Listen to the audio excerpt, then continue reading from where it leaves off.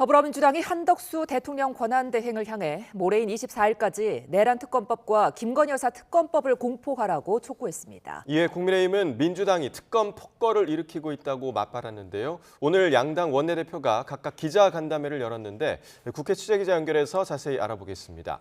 홍민기 기자, 민주당이 두 특검법을 모레까지 공포하라고 촉구했다고요?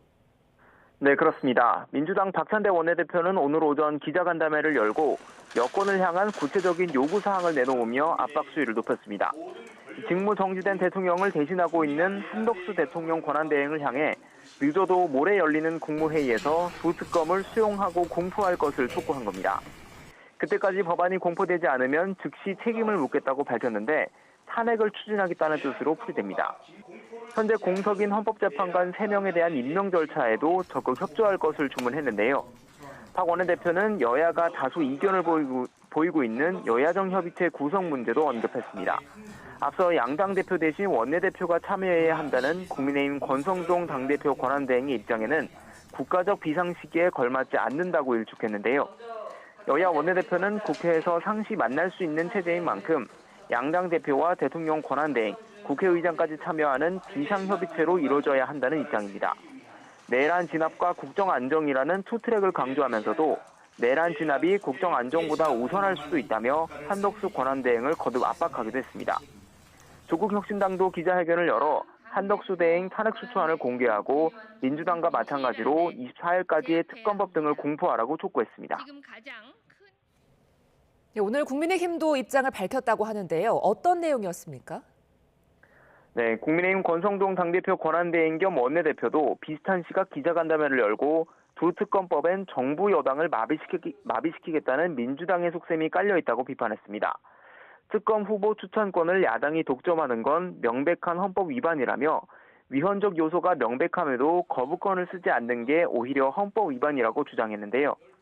경찰과 검찰, 공수처에 이어 특검까지 나서면 수사 경쟁을 더욱 부추기게 되고 야당이 추천한 특검이 정부 여당의 15개 사건을 수사하겠다는 건 특검 폭거라고 날을 세웠습니다. 또 이번 주 의원들과 여러 가지 상황을 고려해 두 특검법의 거부권 행사를 건의할지 결정하겠다고 밝혔습니다. 한덕수 권한대행에 대한 야당의 탄핵 예고도 국정 초토화를 불사하는 거라고 지적했습니다.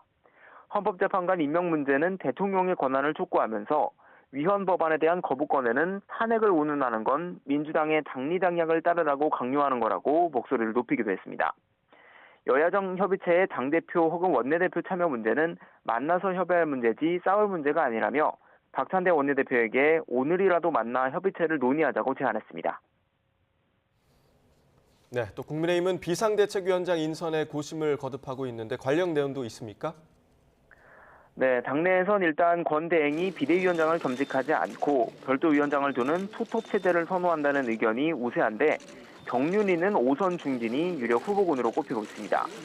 구체적으로는 권영세, 나경원 의원 등이 거론되는데 이들 대부분 탄핵 반대 의사를 피력해온 만큼 이른바 도로 친윤당이란 이미지가 정치적 부담으로 남을 우려도 있습니다.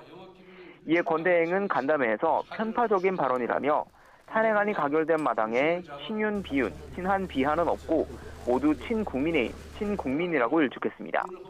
또 당의 위기 상황과 분열을 조기에 해결하고 당의 미래 비전을 보여주는 분이면 더 좋겠다는 생각이라며 여러 사람을 놓고 고민하고 있다고 전했습니다. 여권 일각에서는 탄핵 전국 전으로 당을 겨냥해 꾸준히 비판의 목소리를 내왔던 유승민 전 의원을 구원투수로 거론하는 목소리도 나옵니다.